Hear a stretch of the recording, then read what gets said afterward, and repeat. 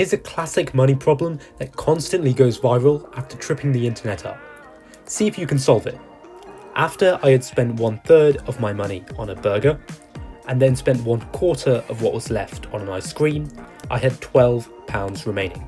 How much did I start with? Take a moment to think about it, and when you've got your answer, join me back on the whiteboard for a solution. Let's go. Let's call the number we started with X number of pounds. Then let's siphon off step by step all the different purchases to get an amount we're left with. First, we spend 1/3 of what we initially had, 1/3 of X on the burger. And this means we have 2/3 of X left to play with. Then we can spend 1/4 of this on the ice cream. So 1/4 of 2/3 of X, and this is the ice cream purchase. Then what's left would be 3/4 of what's left.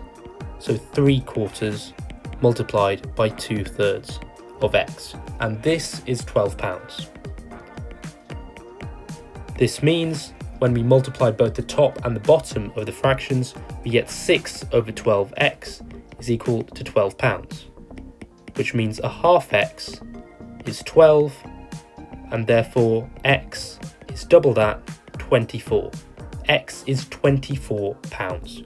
This is the answer, and when we go through the process again, we can allocate the different values for the different purchases just to check. If we have £24 starting off, we spend 1/3 of that money on the burger, which is £8. Then we're left with £16. 1/4 of 16 is 4, so £4 is spent on the ice cream. And then if we see 24 minus 8 minus 4 is £12 remaining. So we have £12 remaining there. £24 is the final answer. Thanks for watching Beat the Calculator. See you next time for more logic and maths fun.